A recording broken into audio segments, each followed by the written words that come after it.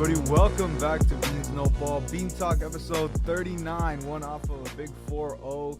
And this week, we already got into in that recap. It was crazy. Got a lot of movement in that playoff picture. Yes. Can't wait to see what's going to end up happening with that power ranking for the both definitely of us. was. This week was so buns, bro. It was weird to get it because Yeah. there's teams that you want to take off, but then you also just got to look at it in there, like, past matchups. There's certain things that you can change that you can't. Yeah. Some teams that are definitely making rises that deserve to get in there, but Yeah. can you really take some teams out? We're going to get into that in just a bit, but, let's just get into it. I don't know really what big stories came out. There's definitely storylines, a lot of playoff talk as we're getting in there. Once, we're done with Thanksgiving, it's December, the greatest month of football is, the greatest month comes really into January, February, but the most to get like, to January, tense month. to get to comes in January, December, yes. you got to get to December football. Yes. And all these storylines. First and foremost, we're gonna get into all these divisions probably in this one, but the AFC South. Early on in this season, it looked like the Colts were just gonna run away with this one. It looked like there really wasn't much of a debate. My early pick, the Jaguars, kind of seemed to be stumbling, but Trevor Lawrence seems to be finding it. The acquisition of Jacoby Myers really seems to be working well. And this defense has really turned it up pretty much ever since coming back from London with that big loss against the Rams. Yeah, everything's been clicking for the. Hold on, I'm having a brain fart. Jag, sorry, yes. Everything's been clicking so far with the Jag there too. Trevor Lawrence, he's been looking a little bit more consistent, which is the big thing I talked about in the recap was, Trevor Lawrence with his inconsistency. He can have a pretty decent game, turning the ball over, this and that. But this past game, he wasn't turning the ball over. He had 0 interceptions, and he was doing exactly what it is. Jacoby Myers, great. It was an underrated accusation that no one's been talking about because it did boost up the receiving core, even with the absence of, I believe. With the absence of Brian Thomas, is he still injured? I just want to double check if I'm not tripping. Well, who just said anything? Brian Thomas. I think he's actually making his return he made his return. Yeah. He wasn't really a factor, but he made his return. No, that's probably why I barely saw him on the field there too. But even with him just coming with his return, this and that, Jacoby Myers still would have put up, and then the defense, led by my boy Jay Lou, thank God he's been balling this season. But talking about that defense, probably one of the main stalwarts. If it's not for they're two young guys. Trayvon Walker, he's been out with that injury, so they need someone to step up. Josh Hines-Allen, the early on in the season, wasn't really getting those numbers that we're used to seeing out of him. But eventually, these last 2 weeks, he has 3 sacks. His only 3 sacks this season, but he's turning it on when it matters. He's really getting to the quarterback well. Only Myles Garrett has more sacks than him in these past 2 weeks, so that goes to show. Garrett had 4 sacks last week, so yeah, that's all. Well, 2 weeks ago he only got 1 against the Niners, but still, I know it was just the Titans, but that win really tells you a lot. You gotta pound on the bad teams, and they really did in this one. Like you're saying, defensive side, that's its own thing. Even Eric Armstead, he's been suffering with an injury from time to time, but when he is on the field, you could really see that veteran presence that he provides for this team. Yeah, it's kind of crazy the stuff that they're all going through right now there too, but especially with how tense the South is coming up now through. Jags hold the division right now, but the Texans are on the rise right now with that crazy defense that they have there too. Sacks, interceptions, turnovers, everything due to there too, and then let me get into the Texans as well there too.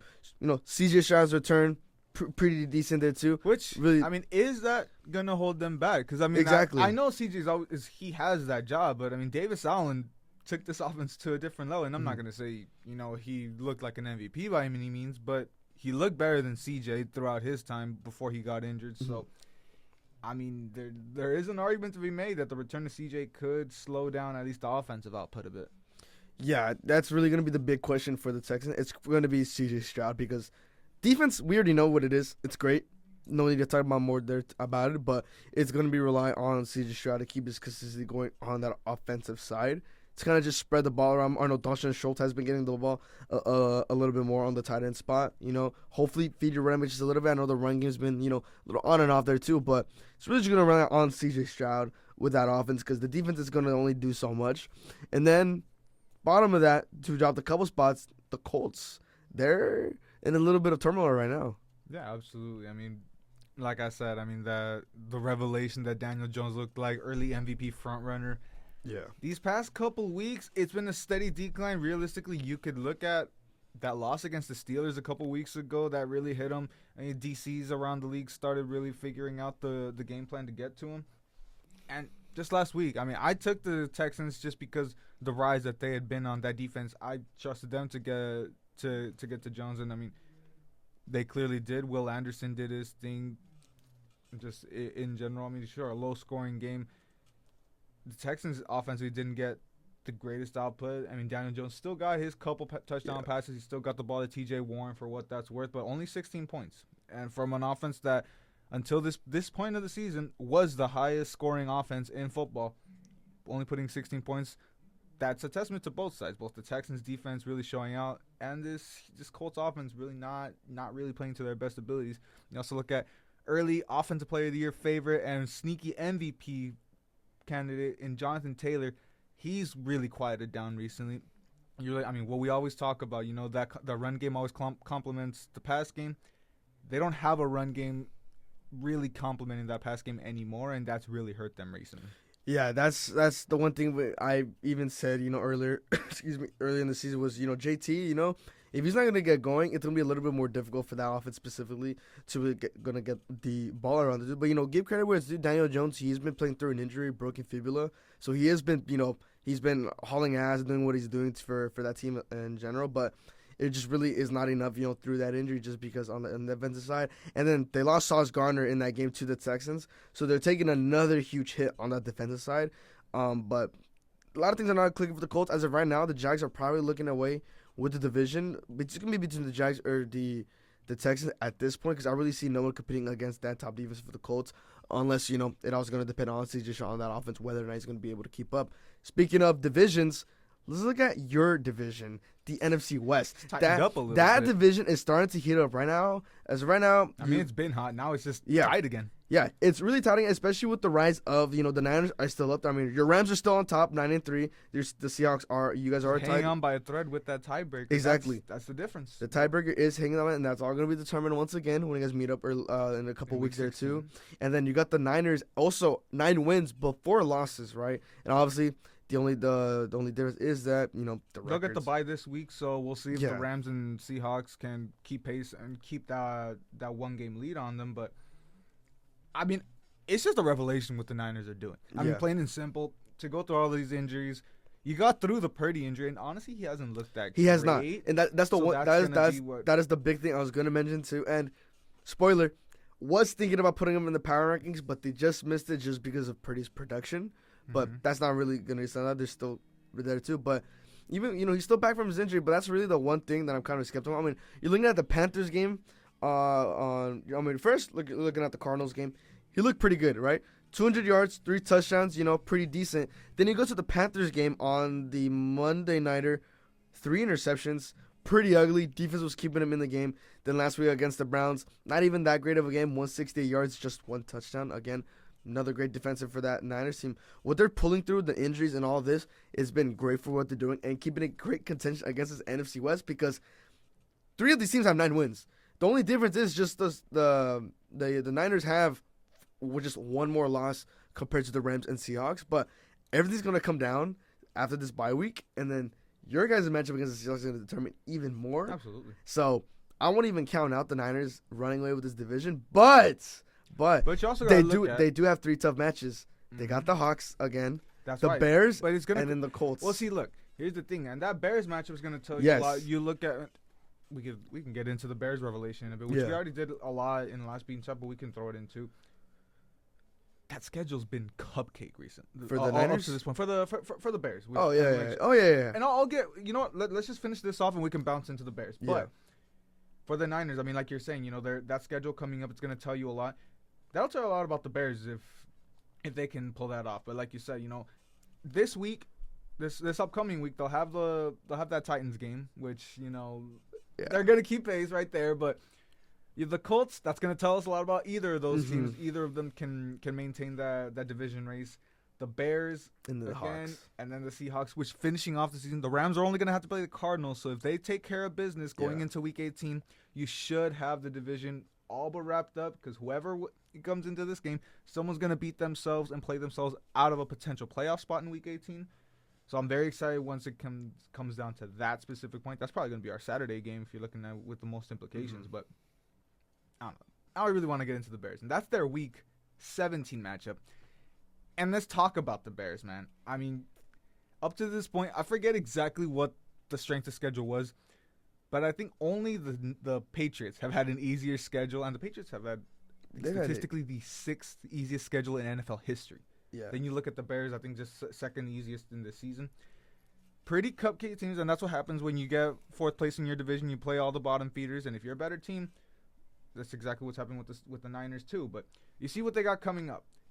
It really heats up. You got the Packers this week, which is a very enticing matchup. We can really break that down in a little bit.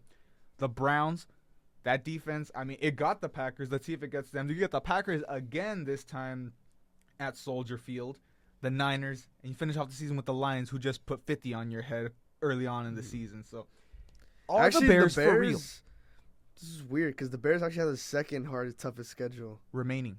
Yeah, remain. No. This is for the season. Are you? Yeah. Are you sure? Because yes. I mean, look at their opponents. I know it's weird. I mean, I'm looking at it right now. I mean, where are you looking at it? Though? Fox Sports. Yeah, I think Fox Giants is had to you? Giants had the toughest. Then it was the Bears, Lions, Eagles, then Cowboys. And on this is true because Cowboys did have the 5th toughest schedule coming into this season. That I remember specifically. And then the Patriots had New England. They had the easiest. I mean, just depends on where you're looking at it because yeah, the actual list I saw, I don't know where the Bears lined up in it. I'm just seeing how easy the Bears are lined up at 2, which is weird. That's not. Then realistically, too, because the Patriots are at 30, so that makes sense too. They have the 30th easiest schedule. Niners have the easiest. Where we're looking at that from, because I saw specifically somewhere. I mean, the Patriots literally have the easiest all time. No, yeah, this is. I mean, look, August 5th, 2025, Fox Sports, and yeah, this pretty much is up to date because I remember the Cowboys having the 5th toughest schedule. So that's weird. But I mean, it is win percentages from 2024, but yeah. But then I think at the end of it, you also factor in. Yeah, I think the one I was looking at is factoring in this season too, because probably. I'm factoring it's just last season. Yeah, I'm factoring just the start of the season. Yeah, and that's hard to look at because now you look at who they actually played. Yeah. And when you look at the Bears teams, I mean, look at the teams they beat. The Giants that they barely got out of that game coming out from behind. The Vikings, they lost to them once early in the season, but then you got that one away. The Steelers win. I guess, that one's kind of impressive, but Steelers didn't look good there. Cowboys win. Now you could say it looks impressive, but that was a completely different Cowboys team back then. That was, I mean, it's night and day, the team that they beat to the team that the Cowboys are now. The only impressive win so far has been, Steelers and Eagles. I mean, I'm not going to say the Steelers too much because they didn't look good in that game. It's still a close game. 3-point game. But that's the point. The Steelers didn't look good, 3-point game. And they barely beat them. So say what you want there. The Eagles win. It's impressive, but is a win against the Eagles impressive right now? And I know my Rams lost against them, but that's a different. The Eagles looked a lot better early on in the season, and we expected the Eagles to play into the season. They've slowly been playing themselves out of the playoff spot. So I'm not, to a degree, I'm also not even too impressed with the Eagles win. I mean, it's really that There's both Packers games. It's the division games. Actually, no, not even the division games. It's Packers, Lions, and Niners. That's really gonna determine even more. Arguably, all of them. Arguably all of them, because that Browns defense is gonna give them a run for their money. Now, that defense can probably pick apart Shador, which that's one thing that you could look at, but for the most part, they have a tough schedule, and this will tell us a lot. I mean, I'm telling you right now, they're not holding on to that 1 seed as much as. Tell you, bro, the Cowboys are gonna get it. The Cowboys are getting that 1 seed, bro. Enjoy that 1 seed, Bears fans, but I mean, it's not gonna last for much. You're probably a playoff team for sure, but these last couple games are gonna tell us a lot. And I mean, just looking at that whole division, I mean, realistically too, I mean. Hey, bro, don't count out the Cowboys getting the division. Don't count out the Cowboys getting the division. The Lions are 2 games out of first now. They are. They really are. And the Packers only half a game. So this game. They're 2 games behind the Bears, too. Yeah. They're 2 games behind the Bears. Yeah, it's 2 games out of first place. Yeah. So you look at the Bears. I mean, this game and eventually these 2 games in 3 weeks against the Packers are really going to determine first place in the division. The Lions, you look at the games they have. I mean, just throwing that in there. Cowboys, Rams, and if the Steelers find something, that could become a matchup. But you finish off the season. Mm-hmm. The Vikings, of course, the Christmas game that's probably win. That Bears, I mean, we'll see come week 18 how pivotal that matchup can be. Yeah, a lot of these divisions are coming close. I mean, the Cowboys being 1.5 games behind the Eagles. The two games I'm gonna need the Chargers to pull through on Monday. I'm ready for the Cowboys to take over the Chargers. The Eagles, man. For the love, look. First off, we need to worry about tomorrow, Thursday, against the Lions. Well, today, as the video comes out. Today, today technically the video's so today, but. And we'll get into that. Yeah, a lot more after we get over. You're looking at the Eagles, Chargers, Raiders, Commanders, Bills, and Eagles. I'm gonna have to pull through for the Chargers and the Bills. I'm really gonna have to pull for both those teams. The Raiders, and see, look, no Commanders. They got the last two matchups against the Commanders. This is, very similar to what I said about that Cowboys Eagles game. I mean, don't get me wrong, I trust the Chargers defense to take care of the Eagles offense because of how we've seen Philly be. I'm not sure if I trust the Chargers to their offense to get it. This is going to be a very defensive game, especially with Herbert's injury on the hand. That's also why I didn't sneak why I didn't sneak him in, just because of Herbert's injury, and I don't know how long. You were considering sneaking him in after a win against the Raiders. A win against the Raiders gets them in, but the Broncos have been out. Oh, the Broncos are back in. The Broncos are back in. Okay, the Broncos are back in. Here's the thing, though. You can be honest with it. You forgot about the Broncos in those past couple power rankings. I forgot about the Broncos. I'm like a 10-2 team to not be in the playoffs in the power rankings is kind of crazy. But get into its own thing there later. But which one are we talking about? Okay, the Chargers. Yes, the Chargers. It's gonna be a defensive slugfest. It is, and Jesus Christ, dude. Oh my God, this better happen. For what it's worth, I trust Philly's defense a little more than the Chargers' defense, but I do trust the Chargers' offense more than the. I'm telling you, Philly the thing with Hurts is you get to him early, he's not good against pressure. Get to him early, and you're gonna get the result. I don't think this game goes over 40 points. It's probably gonna be like a 20-17 game. Jesus Christ. At best. Yeah, I'm gonna really have to pull through for the Chargers and the Bills because with the Cowboys remaining scheduled, the only two tough matchups we have is Lions and Chargers. Lions and Chargers. Once we get to this Lions game, the rest of the schedule, not much. I'm not even worried about the Chargers for you guys. I'd take the. Yeah, because it's Lions. I'd take the Cowboys over the Chargers. Lions, Vikings, Chargers, Commanders, Giants. Yeah. Best case scenario, we just got to win out, and hopefully the division ends up getting sneaking out. The Eagles lose a couple more games, but you never know what could happen. But, geez, hey, they did it once in 2018. They can run it back and do it again. I don't know. I think the only game, if you lose to the Lions, regardless, you win out. Either you're winning out, period, or you're only losing to the Lions. Because I guess if Jaden Daniels comes back and if he finds something, maybe they work some magic and win that game at home. But Vikings, Chargers, and Giants, So should be something. You look at that. I mean, you're 6-5 right now. Let's say you lose 2 more games, you're going to be 8-1. 8-1. I don't know if that gets you into the playoffs. I don't think 8 wins is getting us in. Maybe if you're 9-7-1. I don't think. But the NFC is stacked this year. That's what I'm saying. 8 wins is not. You probably 8 wins is not unless the Eagles just decide to lose out. Probably do have to go 10. They have to get. They're gonna have to get double digits. They're gonna have to. You're gonna have to get. 10, 8 wins is not gonna cut it. It's gonna cut it if the Eagles end up losing out, but that's still not gonna be enough. They're gonna have to win out. They're gonna have to win out. You can lose 1 game. 1 is all we can. You can. Pretty much. You can lose 1 game. You'll be 10-6-1. Yeah. Apart from that, it's gonna be hard because just looking at the wild card picture in general, because you see regardless, the North, the West. And then you can't forget that tie, too. That's going to even play a bigger part. Exactly, because there's going to be teams that... Exactly. But if you really look at it that way, there's going to be 10-win teams that have 7 losses. Yeah. You'll be a 10-win team with only 6 losses. Exactly. So you got to look But like at I'm saying, 8 wins is not going to cut it. They're going to have to get 10 or 11. Yeah. 8's not going to cut it. It's not going to cut it. I don't think you're good. You're not going to get to 11. I don't think you win out. I think there's going to be a loss mixed in there somewhere. I swear to God. I already see a trap game against the Vikings. When 9 makes his return, 9 comes back. 9 interceptions to DeMar. 9's going to wake up. He's going to wake up, throw a pick, He's going to wake up, feed Jettas for once. He's gonna have an epiphany, like, oh, Justin Jefferson's on my team. Why don't I just throw it to him? And then he overthrows him every single throw, every single pass. But Jettas is so good, he still catches it. Moss's Trayvon went in his return. And the Cowboys are still gonna win by like 2. Lose by 1. We'll see. I mean, at the end of I don't day, know. I sense a trap game so somewhere. much that could come into this. Regardless, they cannot afford to lose. They cannot afford to lose. I don't care if they can afford to lose one. Realistically, they cannot afford to lose right now. Yeah, exactly. They cannot.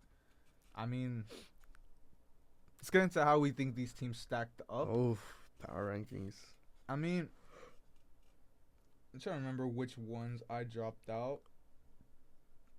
I dropped the Ravens, of course, because why the hell did they even make it into this power ranking? I know they won 5 games in a row, but they didn't look good. I was gassing them up. I dropped the Ravens, and I dropped the Ravens and Colts. Yeah. Sorry, that loss tells us a lot about the Colts. I mean, we talked about it enough. They're slipping. They gotta win another couple games to really get back into it. I will say, I was gonna put the Jaguars back into this, but I couldn't in good faith do it. They are just out, technically my 11 spot. Mm-hmm. What did I? Yeah, mine are something, but yeah, they just dropped the Ravens. Wait, what? You only dropped the Ravens? Wait, I think. I thought before recording you told me you dropped. Or did you, or were you just joking about that one? I don't want to spoil it. Am I tripping? Wait. Pause. Well, we can figure it out. If your list is up, we can just figure it out as we go, and then we'll know who you actually dropped. Oh, yeah, I dropped the Lions. Wow. Okay. I dropped the Lions and the Ravens. Wow. I dropped the Lions. I can see that. Okay. I dropped the Lions. Okay. Well. Yes. I'll just kick it off just with my 10th spot. The Eagles. I ready. I lied. I dropped the Eagles too. I lied. I dropped 3 teams. That's what I was saying. Yeah. I didn't want to say it on camera so you can say it. But I lied. Okay, I dropped the Eagles too. Okay. I was about to. I only dropped them 4 spots. Could have been 5 to really keep them out, but there's still something in there. I know second half they wasn't great, but they were in that game against the Bears for the most part. And they still have a lot of quality wins. Another loss or another bad performance, and I got to yank them out of there. But just for now, at 8-4, they hold their spot. For my 10th spot, I still got the Colts in here. I still got the Colts at 10. I'm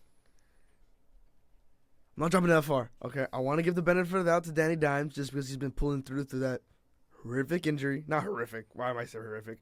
Through his fibula injury, still putting through.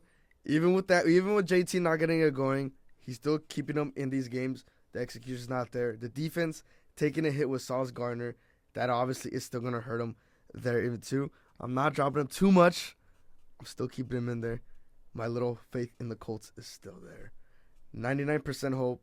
99% delusion, 1% hope. Danny Dimes. I guess. And Michael Pittman Jr. I guess you got 9 though. 9. 9.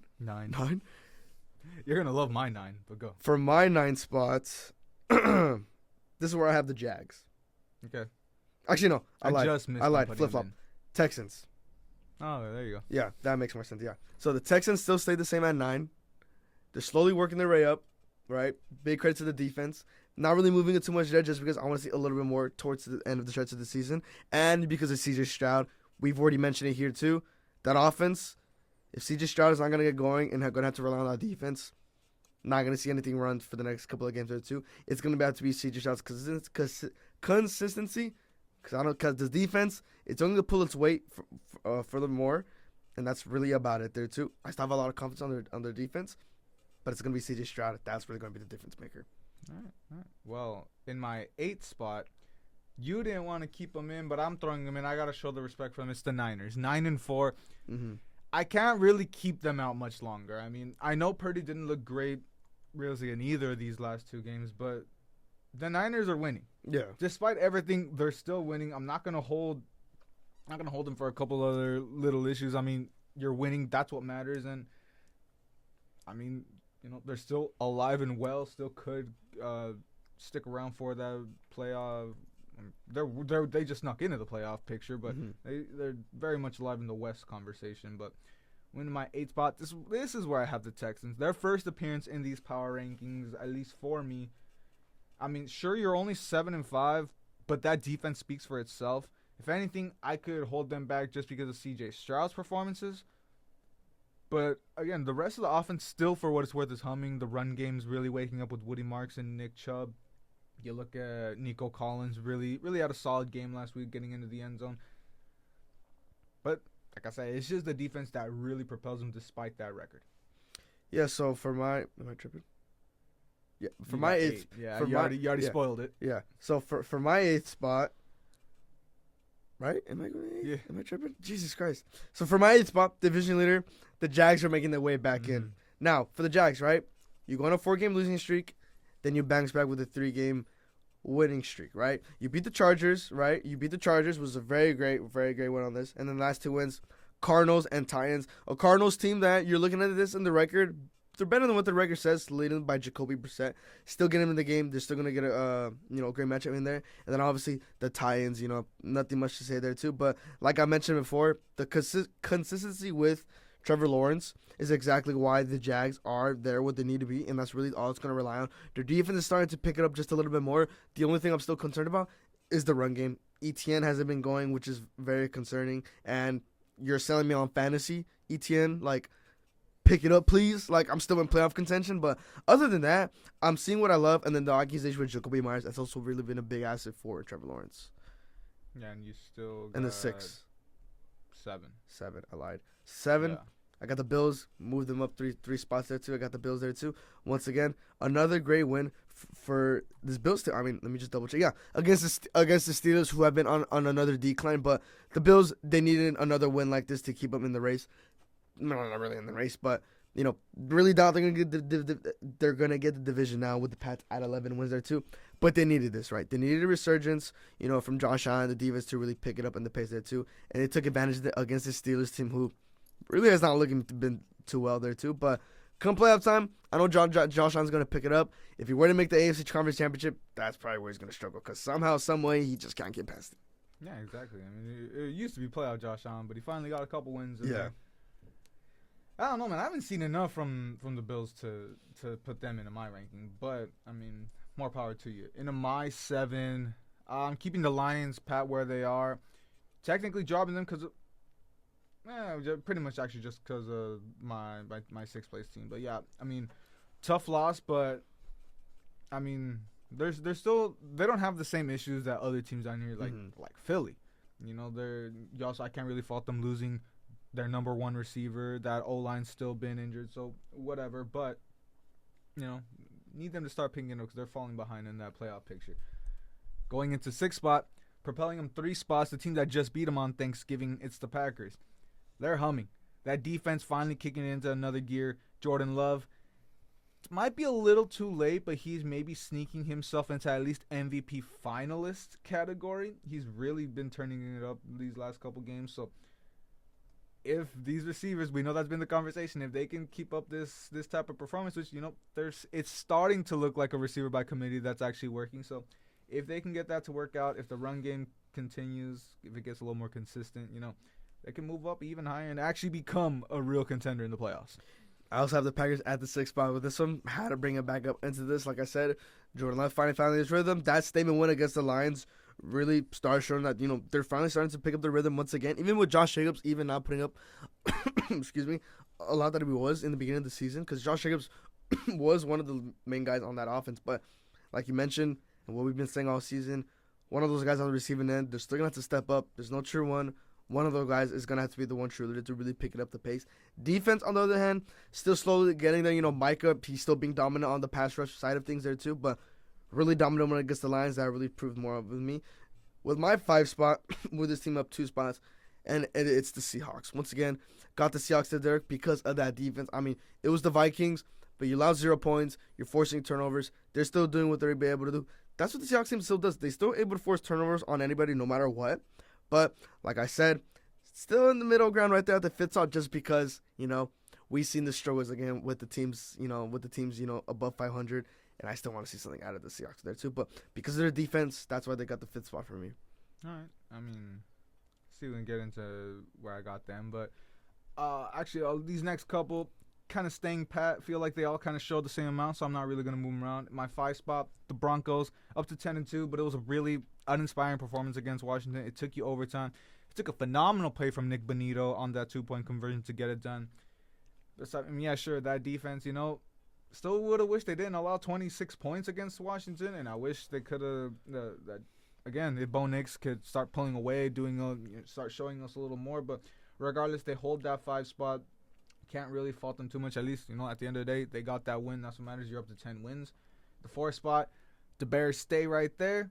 9-3 statement win against the Eagles. But like I was saying, how much of a statement is it considering how the Eagles are looking? But I mean, regardless, Caleb's, of course, really. I mean, it wasn't the greatest game from him, but he's really, managing for what it's worth. And that defense, I mean, that was the catalyst for this game. Despite, you could say statistically, there's some little inconsistencies with them. I mean, on the field, that secondary speaks for itself, and that's why they stay in this top 4.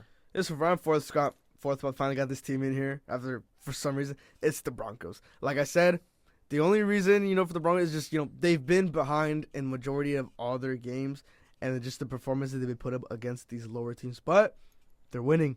They're getting it done, and that's really all that matters. And Bo Nix, he's finally starting to find his rhythm a little bit more there too. Defense, I want to see a little bit more from this defense just because, like I'm saying, they've been playing from behind. Can't really do this in the playoffs. So I got them there on the 4th spot. For my 3 spot, I'd move them just one, and it's the Bears. Like you mentioned, the defense has been great. Caleb Williams, not too great, but the run game, Monangai and Swift combining for over 200, that's really going to be the catalyst for the Bears moving forward for this season, is going to get that run game going. So even with a really great Philly pass rush, Philly pass rush and run defense, to pass over 200, you punched into mouth early, you got to Jalen Hurts early. That was really the same I saw from the Bears, getting to Jalen Hurts early, and you saw at one point that having had 57 pass yards. That's the game. That's the game plan right there. You got to get to Hurts early, and they did that early so often with that defense. Yeah, absolutely. I mean, we got them up there for a reason. Now into my top 3, I'm gonna keep the Seahawks right there where they had them again at that 3 spot. I mean, look, I know it's against the Titans, and I know you say what you like, but I mean, like what we've been saying, they're winning. They have been able to hang with some of the best teams, specifically, staying into that in a game that arguably they should have had no reasons to still be in that Rams game. Doing what matters. I mean, you also look at, still, they haven't really played anyone. The tail end of the season starts to get a little better. Those last 4 games really are going to tell us a lot, but I mean, the defense is really what keeps them up here, despite, that pretty slow offensive game they had against the Titans, if we're really looking at it. But in the 2 spot, it pains me, but, with a loss, I had to ding them just a little bit, despite what I still realistically feel like they're the best team in football, but I got to play devil's advocate, and I got to drop my Rams to the 2 spot. Defense just went quiet. This has been the strong point of this team, and can't do much about that. Offensively, they still look strong. Devontae getting those 2 touchdowns, and Stafford, outside of those untimely turnovers, still had a decent game for himself. But, I mean, just ran into one of the streakiest teams in football in the Panthers. Yeah, so I think we're going to be in agreement again with this one. I did have to ding your Rams as well at the 2 spot. Like I said, just those little mistakes that you really just can't. Terrorist Emmanuel Forbes. Exactly, those little. He's been having such a resurgence, and then you have a little crapper with this one. Tet got going, Bryce got going, and they're very sneaky. I mean, 7 wins. They're the 10th seed right now, I believe. Yeah, I don't know where you have them, but I almost snuck them in here too. The Panthers? Yeah. No, I still have them. No, they're there. I don't know, man. But anyways, yeah, had to ding them just a bit. I was really thinking about keeping the Rams at 1. Me too, because we can get into it just a little bit. Yeah, but I don't know. That loss really showed that it's just like those late game mistakes ended the defense. Come crunch time is really gonna be winning. Well, it wasn't even late game mistakes. It was it was just one late game mistake. Yeah. It was that delay a game. But still, yeah, delay a game that pushed you back, and eventually that fumble, which. It really just hurt. But obviously, like you're saying, we have. Yeah, and then the one, obviously the Patriots. I mean, 11 wins. Everything's going to go for them. like we said, Drake May, he's working with what he's working with. Everything's been clicking so far with him. The defense has been phenomenal. Trayvon Henderson's finally been getting some touches to get him going on the ground. And then on the receiving end, I mean, sure, the receivers, nothing too crazy yet there too, but I want to see a little bit from the receivers there too. Hunter Henry has been one of the better targets for Drake May. But story of this, it's been Drake May, and that's plain and simple. Yeah, absolutely. Now, the only thing you really can say about that is that strength of schedule. Yeah. You look at, and I know I got people in my ear telling me, oh, the strength of schedule argument is such copium. I mean, is it really? I mean, the Bills were the only real strong suit in your division, and even they're not looking that good. You see you got to play the Dolphins and the Jets twice. You got to play the Titans. You got to play the Raiders. You got to play the Bengals, the Giants. I mean, I'm not all that impressed. You lost to the Raiders. Also, let's look at that. Your last loss was against the Steelers when they were looking a little better, but I don't know. I really wanted to keep my Rams up there, but 11-2 speaks for itself, and I know we gotta also keep that energy that if you win the games that are on your schedule, that's all you can really do. That's what happens when you had such a poor season last year. You get to play that last. And schedule. Without Will Campbell too, really big asset on that O-line. That too has been a great asset on that as well. He's been middling. And I know he's a rookie. It's gonna. I mean, next year that'll be another conversation. See how much of a factor he can be going into that. But I mean, yeah, he's really started growing into his role. And just when he really starts kicking into another gear, he suffers that injury. So it is unfortunate. But I mean, yeah, excited to see. You got 2 games that really tell you a lot for the Patriots, coming with the Bills and the Ravens. I know the Ravens might not be that big of a matchup anymore, but. Yeah. I don't know, these 2 matchups, I mean, if they're going to lose a game, it's going to be those, because then they play the Jets and the Dolphins. Yeah. And I don't think they're going to do anything in that regard, but... Thursday night, maybe. I know you've been waiting on Let's get this done quickly. Let's get it done quickly. It's not quickly. I know you're This Thursday nighter, I'm going to keep it plain and short. No, you're not. Red zone. They got to execute in the red zone. I don't care that this Lions team is struggling, that they're 7-5. This is still the Lions team. We know how great their offense can be. We know what happens when Gibbs and Monty get going. Big thing about this too, on the defense, they lost Teron Arnold. Teron Arnold's probably gonna be out this game. Amon-Ra is dealing with his foot or ankle. He hasn't practiced so far. Let me just double check so far the status on him. Amon-Ra, it's game time. It's game time. It's gonna be a game time decision whether he plays. That's gonna be huge. I don't care about my fantasy anymore. That's gonna be big for me there too. Teron Arnold and Amon-Ra, that's gonna be huge for this Dallas team. Take advantage of that, right? But on the scary end, I'm still scared about J-Mo. We know how active he can get. The defense, again, the pass rush, they're going to have to get to Goff early. But the big thing before that, they're going to have to stop Gibbs and Monty early on. That's what's going to tell the difference throughout the whole game.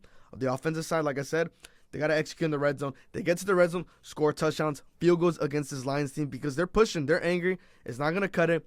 Dak and Pickens, they're going to have to get connected very early on. Javonte, again, run game. Get it going early. They got to get going early regardless if they want to secure it. This cannot be a close game at all whatsoever. They're literally back-to-back in seeding. Cowboys are 9. Lions are 8. Everything's got to click for this team. This has to be the game. Cowboys win this game. Better shot for playoffs. But after this, they're just going to have to win out. Yeah, absolutely. Simple as that. I mean, if you don't win this game, you 100% have to win out. But if you win winning and winning out is going to better our chances. If you win out, period. We can afford to lose one game, but at the same time, we cannot afford to lose one game. It's just like, technically, yes, you can afford to lose it, but you don't want to. If anything, you want to just win out and do what you can to maintain the highest playoff position you can.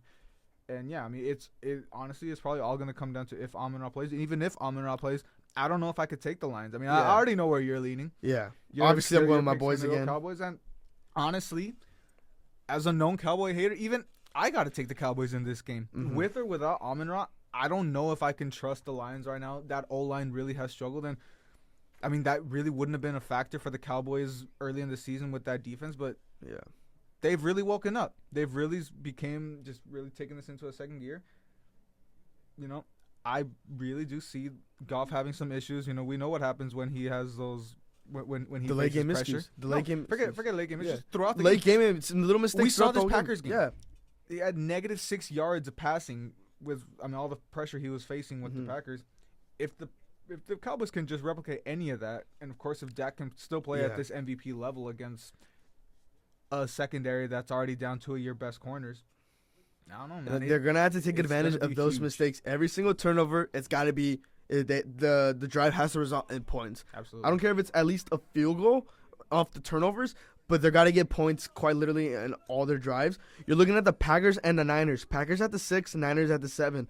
The Packers, the only 3 tough matchups I see against the Packers is Bears, Broncos, and the Packers once. I mean, I'm sorry, twice against the Bears and the Broncos. Those 3 games, it's really gonna be. I'm really rooting for them, not for the Packers, but for the Bears and the Broncos for the seeding. And then the Niners, like we mentioned, they got the Hawks, they got the Bears, and then they have the Colts. The Colts is gonna stay a lot more, but really the Bears and the Hawks, those are the 2 games. So Cowboys are gonna have to win out, and they're gonna need I lost it. What the frick? Well, yeah, they're gonna need the Packers and the Niners to pretty much lose at least 2 more games. As of right now, Cowboys are given an 18% shot to make the playoffs. Yep.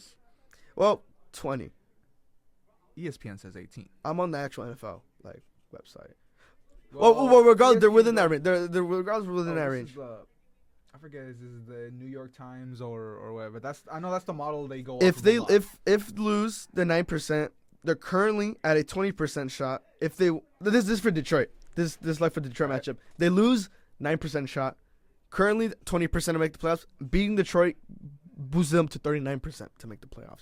But like I said, they're gonna have to need the Packers and the Niners to at least lose 2 games each. Yeah. And that's gonna determine it all. Cowboys can't afford to lose one, but they can't afford to lose one. They're gonna have to win out regardless. But oh man, tomorrow's gonna be today. Sorry, tonight is gonna be.